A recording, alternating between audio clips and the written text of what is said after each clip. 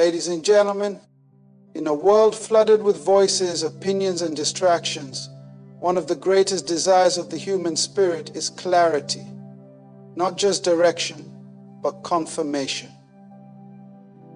We don't just want to move, we want to know we are moving in alignment with the will of God. Because destiny is not about speed, it's about accuracy.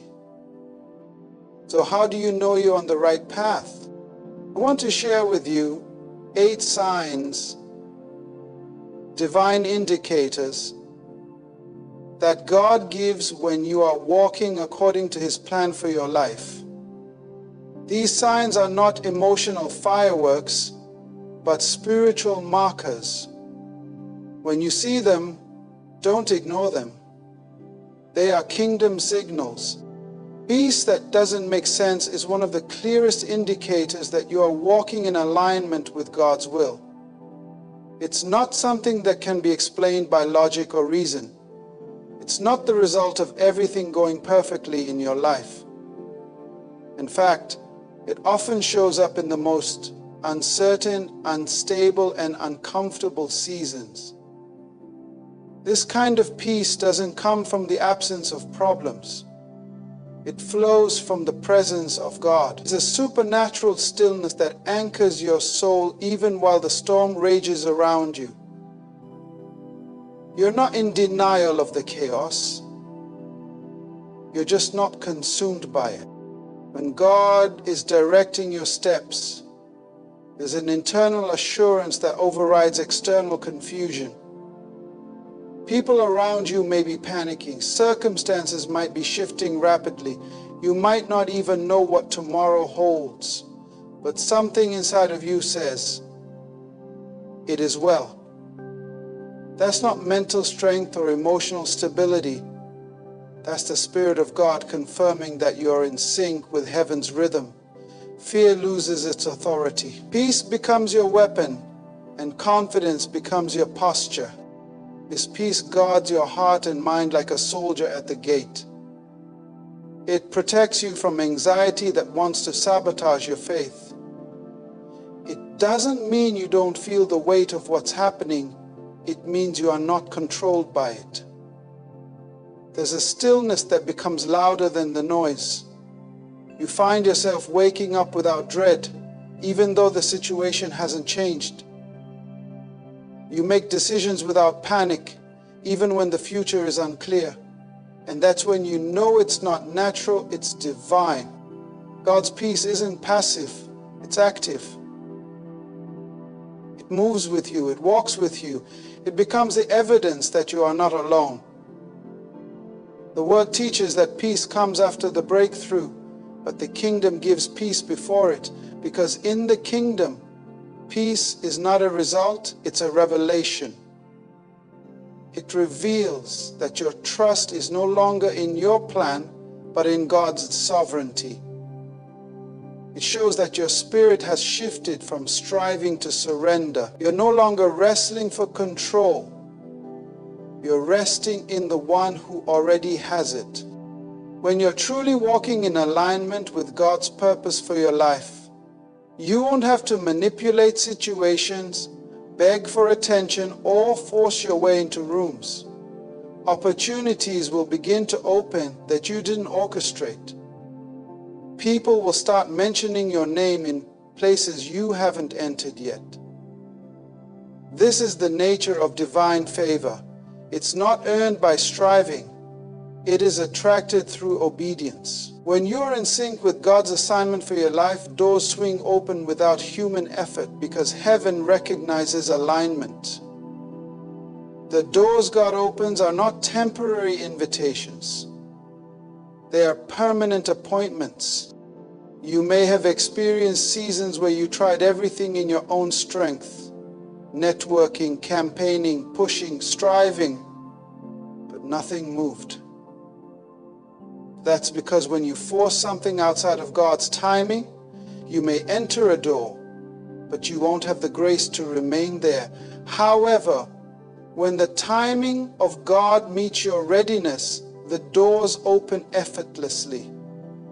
Suddenly, what felt like delay turns into divine acceleration. Suddenly the phone call comes, the connection happens, the opportunity appears,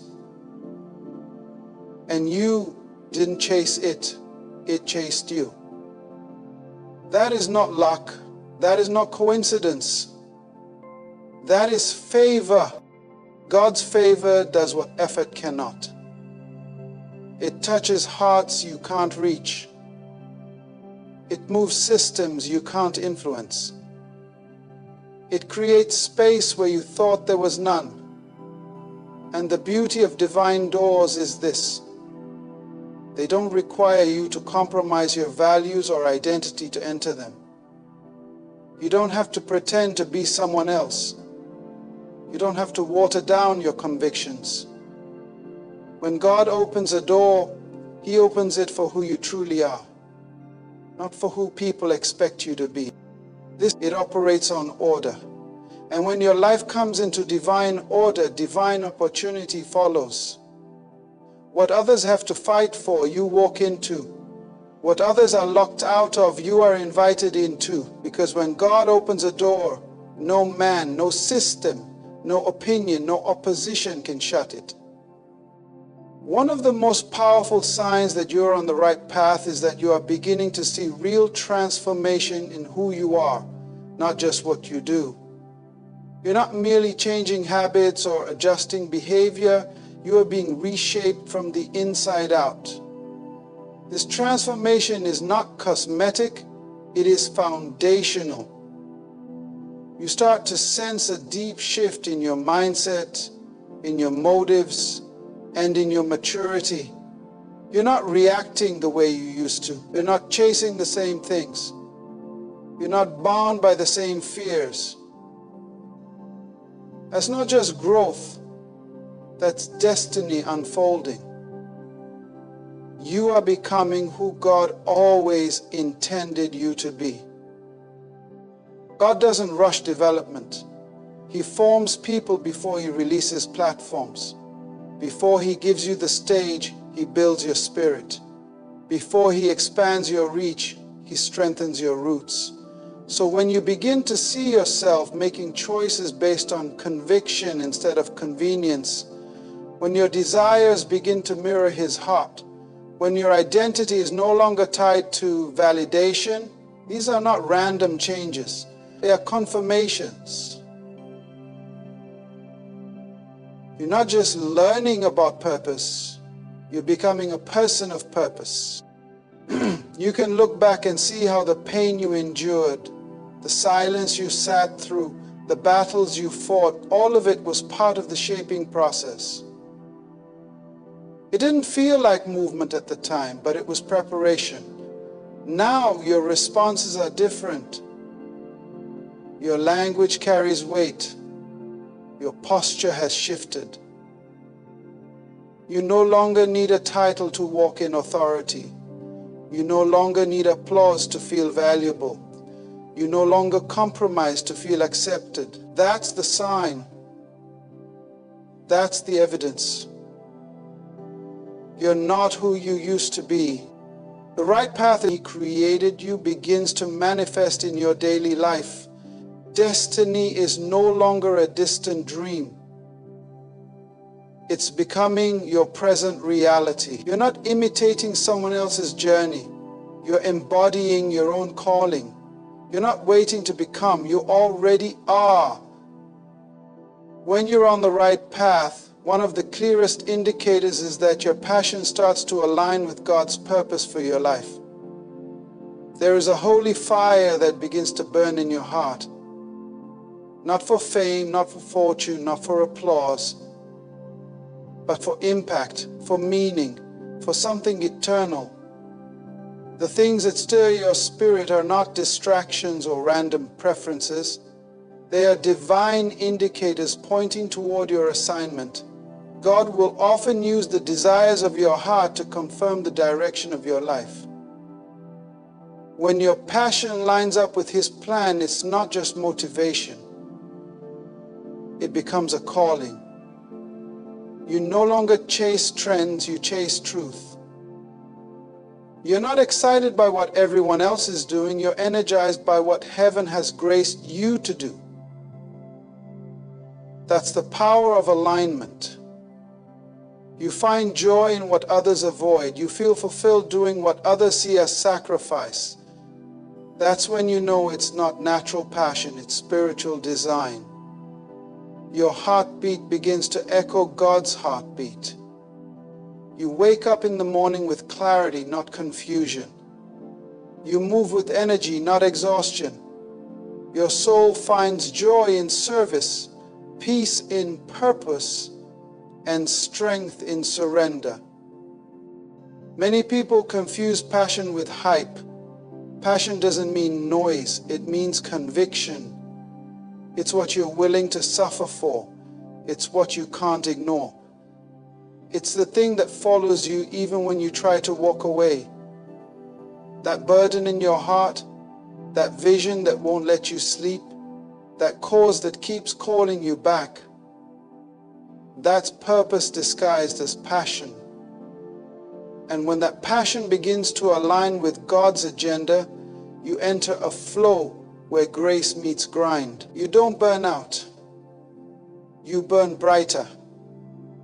This is why it's so critical to God what excites your spirit. When you're on the wrong path, passion fades. But when you're in purpose, even in tough seasons, the flame doesn't die. In fact, it intensifies. You begin to recognize that your passion is not about personal success. It's about kingdom advancement. God didn't just place that passion in you to entertain you. He placed it there to guide you. It's the internal compass of destiny. When your excitement builds around eternal things, you're no longer guessing, you're aligned. You're not chasing purpose anymore. You're living it. One of the most misunderstood parts of walking in divine purpose is that not everyone who starts with you is meant to stay with you. People will leave. Some will walk away. Others will disconnect without explanation. And many times it won't make sense. You'll question what you did wrong, what changed, why the closeness faded. But what you must understand is this: when God is advancing you into deeper purpose, He will also prune your relationships. Not because people are bad, but because not all are assigned to your next season. People may leave, but your purpose doesn't. Purpose is not dependent on popularity. It doesn't rise or fall with who applauds you, who follows you, or who understands you. Your assignment was not given by man, so it cannot be taken by man. When God calls you, He doesn't call a crowd. He calls you. That call remains intact even when you're walking alone. Relationships may be seasonal, but calling is eternal.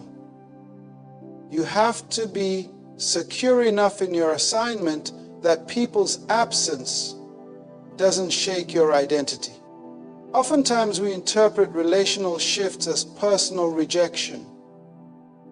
But in the realm of purpose, subtraction is sometimes strategy. God will remove noise to increase clarity. He will allow people to exit so you can focus. Some connections were comfort-based, not covenant-based. They were tied to your history, not your destiny. And when God begins to elevate your life, He allows certain ties to be broken, not as punishment, but as preparation. You'll know you're growing when the loss of a person no longer means the loss of your passion. You're no longer derailed by distance. Your eyes are fixed, your hands are steady, and your heart is anchored in what God told you.